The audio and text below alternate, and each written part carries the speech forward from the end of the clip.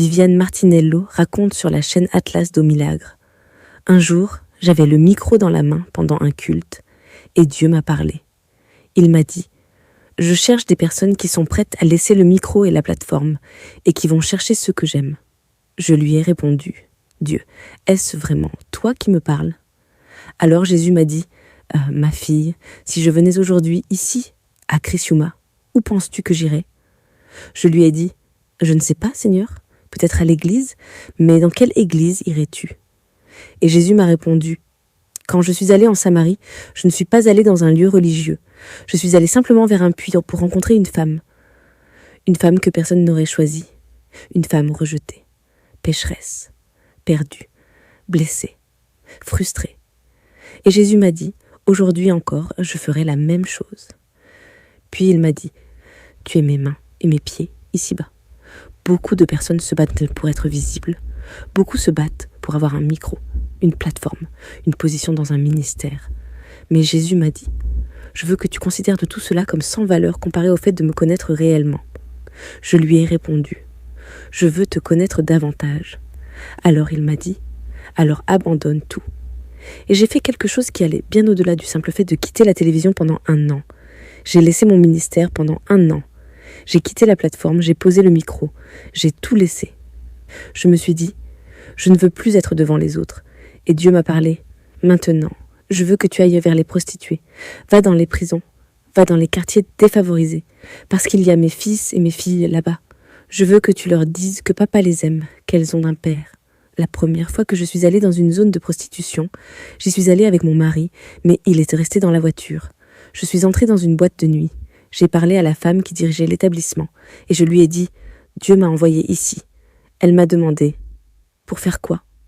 Je lui ai répondu « Pour être avec vous, pour manger avec vous, pour rester ici avec vous. Est-ce que je peux rester ?» Elle m'a regardée, surprise. « Mais c'est étrange, tu es pasteur et tu veux rester ici ?» Mais elle a accepté. Alors, chaque samedi, je me rendais dans ces lieux et je restais à l'intérieur du bordel. J'ai commencé à partager avec ces femmes, parfois avant d'aller voir leurs clients. Avant de continuer, si vous appréciez ce type d'études bibliques approfondies, prenez quelques secondes pour vous abonner à la chaîne. Chaque semaine, nous explorons les Écritures en mettant en lumière des liens, des parallèles et des détails que l'on ne remarque pas toujours à la première lecture. Un simple abonnement, un j'aime et un commentaire sont un excellent moyen de soutenir ce ministère et permettent à ces études d'être recommandées à davantage de personnes. Elle venait s'allonger et elle venait s'allonger sur mes genoux et elle pleurait, encore et encore.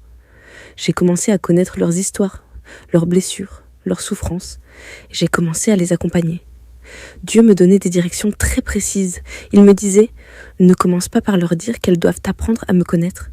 Ne commence pas par leur dire qu'elles ont un père, parce que beaucoup d'entre elles portent des blessures profondes liées à leur propre père. Assieds-toi simplement à leur table, mange avec elles, sois présente, sois humaine. » C'est ainsi que j'ai commencé à apprendre de Jésus. Il ne prenait pas un micro pour aller vers les gens. Jésus s'asseyait à table avec eux. Il partageait des paroles simples. Il aimait les personnes là où elles étaient. En même temps, j'ai commencé à aller dans une prison pour femmes. Et là, j'ai découvert ce que Dieu pouvait faire derrière les murs d'une prison. Entrer dans une cellule avec une guitare à la main, une Bible, et dire « Dieu, c'est toi et moi ici ». Prier avec des personnes brisées, offrir de l'amour, de l'attention. La présence de Dieu était réellement là.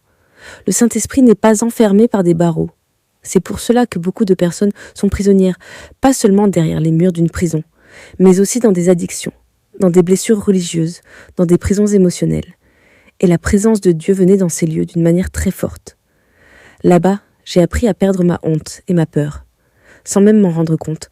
Pendant cette année où je me suis éloignée des plateformes, où je suis allée vers des femmes qui n'avaient rien à m'offrir, j'ai commencé à apprendre d'elles. Un jour, je suis arrivée à la prison, et Dieu m'a dit « Aujourd'hui, tu vas t'agenouiller au milieu d'elles, et ce sont elles qui vont prier pour toi. » Nous étions dans une cour avec un sol en terre battue, l'endroit où nous nous réunissions. Je suis arrivée, j'ai posé ma Bible et ma guitare. Puis j'ai dit « Aujourd'hui, j'ai besoin que vous priez pour moi. » Quand je me suis agenouillée, elles ont commencé à dire « Dieu, qui sommes-nous pour prier pour elle ?» Et la grâce de Dieu est venue. Alors Dieu a commencé à me parler, Ma fille, mon royaume n'est pas un royaume basé sur des titres ou des rangs. Ce n'est pas un endroit où certains sont plus importants que d'autres. Mon royaume est celui d'un père avec ses fils et ses filles. Tu n'es pas meilleur qu'elles. Elles ne sont pas inférieures à toi. Selon les choix que tu aurais pu faire dans ta vie, tu pourrais être ici avec elles aujourd'hui.